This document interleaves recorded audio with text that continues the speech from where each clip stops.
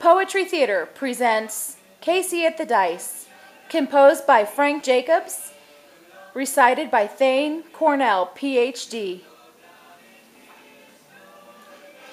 It's holiday time in Carson Town. Some things are up and some are down. The table wasn't breaking for the Carson crowd that night. The house was up 12,000 with no change of luck in sight.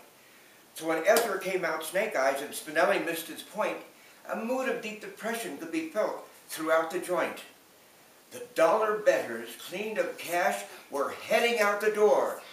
But all the big high rollers stayed to even up the score. They said, if only Casey had a chance to roll the dice, we'd have a shot to change our luck, which now is cold as ice.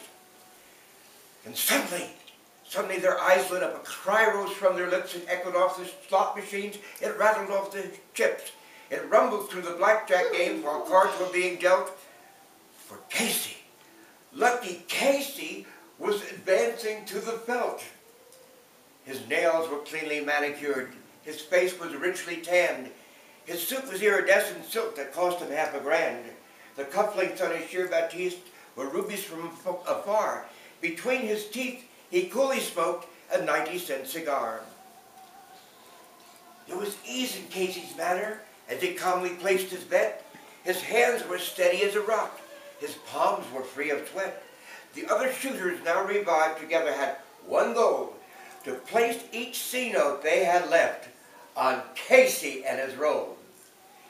With confidence and quiet pride, he gripped the cubes of white, and blowing on them softly, he prepared them for their flight. And 7 dice he murmured as he looked up to the sky, and a hush went round the table as he raised his arm on high. The cool is drained from Casey's face.